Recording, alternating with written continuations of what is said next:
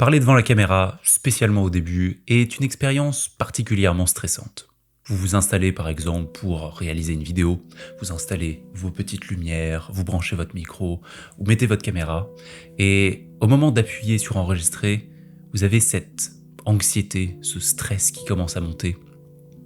Peut-être que vous allez avoir toute cette autocritique, vous allez vous dire « Tiens, est-ce que ma coupe de cheveux, elle est bien placée ?» Ou « Est-ce que ce que je vais raconter est vraiment intéressant? Est-ce que je mérite de donner des conseils sur tel ou tel sujet ?» Et tout ceci va rendre globalement l'expérience de tournage très inconfortable. Et spécialement durant les premiers mois, les premières fois que vous réalisez ce genre de vidéo, où vous vous placez devant la caméra, toute cette expérience va être très inconfortable, car très inhabituelle. Et quelque chose que j'ai pu constater au fur et à mesure des années de pratique est que le plus confortable je suis devant la caméra, dans cette situation actuelle, le plus naturel ma prestation va être. Et le plus performant, globalement, je vais être face à la caméra. Il semble que mes idées soient plus organisées, que je les amène avec plus d'enthousiasme, potentiellement que j'ai moins de doutes et que je suis plus libre face à la caméra. Et globalement, toute l'expérience semble plus naturelle, plus authentique et plus humaine en quelque sorte. Et c'est quelque chose qui, spécialement sur YouTube actuellement, est quelque chose de très attractif pour votre audience. Donc dans cette vidéo, j'aimerais partager avec vous 5 habitudes que j'ai collectées au fur et à mesure des années et que j'ai développées au fur et à mesure des années pour vous aider à être plus confortable devant la caméra et ainsi parler avec plus de confiance dans vos vidéos. Sans plus attendre, on est parti avec l'habitude numéro 1. C'est parti. La première habitude va être d'organiser ses idées en amont. Spécialement si vous êtes une personne comme moi qui a tendance à partir assez vite dans tous les sens, le fait d'organiser vos idées à travers un petit plan comme celui-ci est quelque chose qui peut être spécialement utile pour éviter justement de partir dans un paquet de digressions. Personnellement, j'ai fait l'expérience des deux extrêmes. C'est-à-dire que pendant 2 ans, j'ai réalisé des vidéos qui étaient entièrement scriptées. Et là où ça apporte certainement une forme de sécurité grâce au script, vous savez exactement par quoi vous allez passer, votre message, vous n'avez pas besoin de penser à votre discours à la volée. Néanmoins, je trouve que ça tue une grande partie de la spontanéité qui rend finalement qui peut rendre un contenu comme celui-ci, justement un contenu moins scripté, plus attractif. D'un autre côté, j'ai également testé de faire des vidéos sans aucun script. C'est-à-dire que j'avais une vague idée du thème que je voulais aborder, j'ai juste allumé la caméra et j'ai vu le résultat que ça donnait. Il se trouve que le propos n'est pas très digeste, j'ai tendance à partir dans tous les sens, mes idées ne sont pas très organisées, et globalement pour vous, en tant que spectateur, le message n'est pas clair, et donc le message n'est pas captivant, le message n'est pas intéressant, car vous ne pouvez pas retirer de valeur facilement de cette vidéo-là. Donc ce que je vous recommande vivement de faire, c'est d'organiser vos idées en amont. Pas à travers un script complet, mais à travers un petit plan. Faire quelques recherches en amont, prendre le temps d'organiser vos idées. Ok.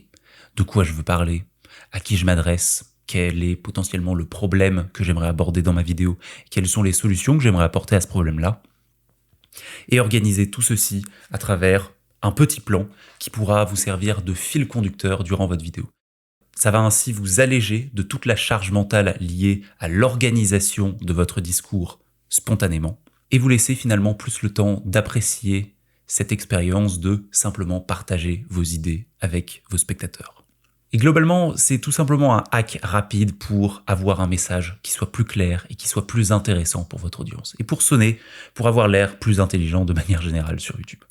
D'ailleurs, si ça vous intéresse de savoir comment est-ce que j'organise mes propres vidéos, je pourrais peut-être faire une vidéo à l'avenir sur ce sujet. N'hésitez pas à me dire dans les commentaires.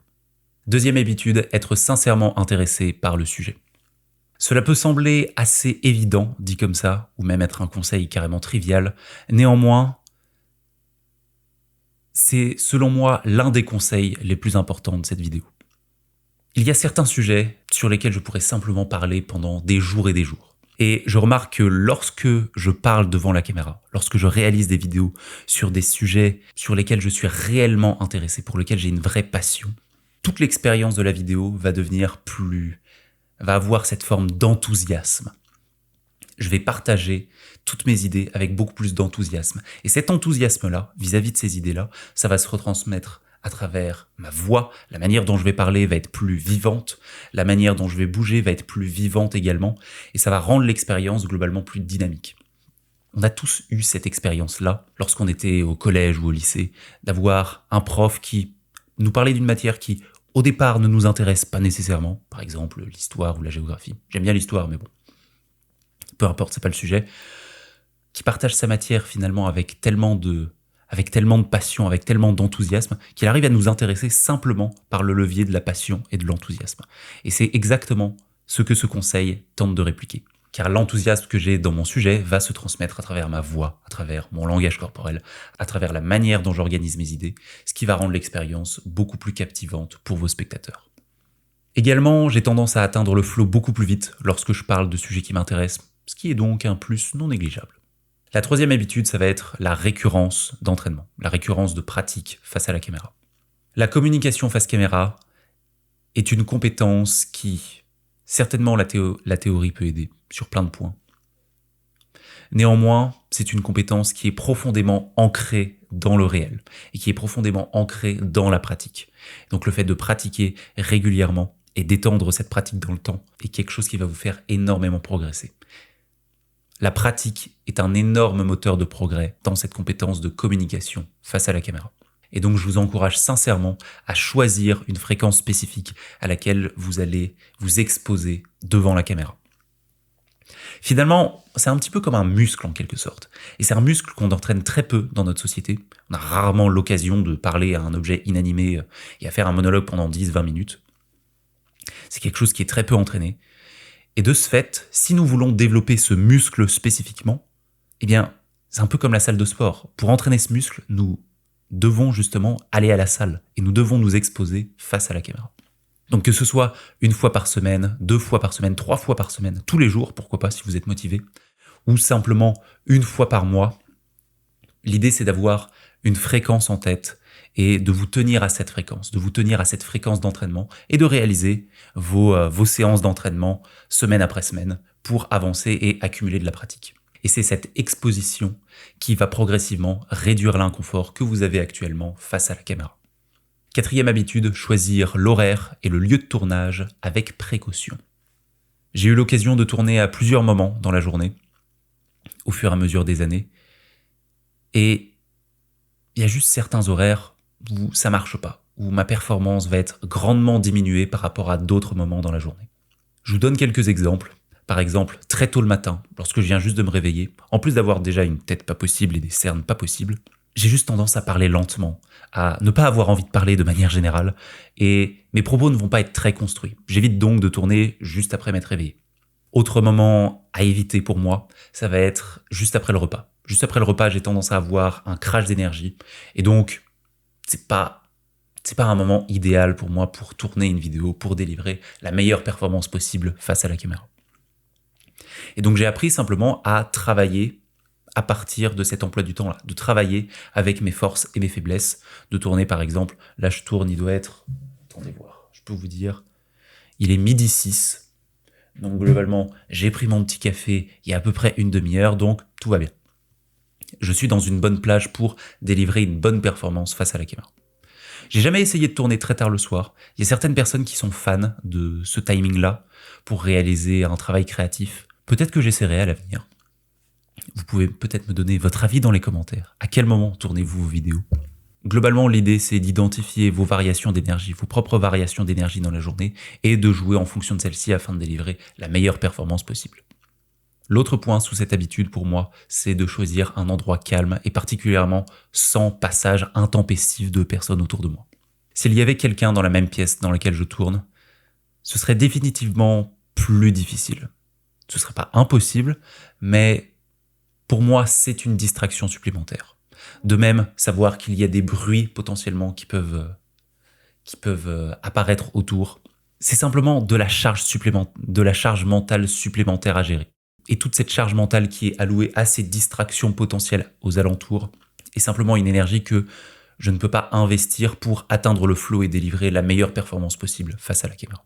Globalement, j'aime choisir un endroit qui est plus calme, un endroit où je ne serai pas dérangé par d'autres personnes, ce qui rend globalement toute l'expérience, je peux l'aborder avec plus de sérénité. La 5e habitude, qui me semble être d'ailleurs la plus importante de cette vidéo, c'est de montrer votre personnalité. Ce que j'entends par montrer votre personnalité, c'est d'accepter vos idées, d'accepter vos émotions à tel instant ou dans l'expérience que vous racontez, et aussi d'accepter les imperfections qui viennent avec le tournage. J'ai pendant longtemps gommé toutes ces imperfections-là. J'utilisais un script complètement détaillé mot pour éviter justement de faire des sorties de route, de faire des phrases potentiellement un petit peu bizarres ou d'avoir des formulations qui n'étaient tout simplement pas parfaites. Je coupais également toutes les hésitations, tous les moments où la phrase ne me semblait pas parfaitement dite avec la bonne énergie potentiellement, pour rendre l'expérience de visionnage la plus parfaite possible. Mais finalement, ces imperfections à l'écran sont justement ce qui peut créer cette connexion supplémentaire avec vos spectateurs.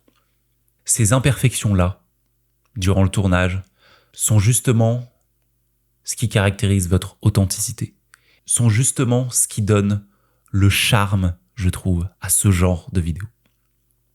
Et c'est quelque chose qui, ne vous y trompez pas, est très attractif sur YouTube. Après tout, les réseaux sociaux ne sont simplement que des humains connectant avec d'autres humains en ligne. Qui plus est, spécialement à l'ère de l'IA et de la performance, où les gens ont tendance à miser de plus en plus sur la performance justement, le fait de pouvoir délivrer une expérience pleinement humaine avec ses forces et ses imperfections, les imperfections de la personne, est quelque chose qui devient de plus en plus rare, mais qui paradoxalement devient de plus en plus précieux et attractif. En tout cas, c'est là-dessus que j'ai choisi de miser et c'est ce que je vois pour l'avenir de la plateforme YouTube. Voici donc qui conclut mes 5 habitudes qui me permettent d'être plus confortable et donc de parler avec plus de confiance face à la caméra. J'espère que certaines vous auront aidé. J'espère que vous pourrez les implémenter dans vos propres vidéos. C'est quelque chose que vous pouvez faire juste après cette vidéo. Pour votre prochain tournage, choisir quelques-unes de ces habitudes et les tester en direct, voir ce que vous pouvez en retirer. En tout cas, je vous remercie de m'avoir écouté jusqu'au bout et puis je vous dis à la prochaine. Allez, ciao!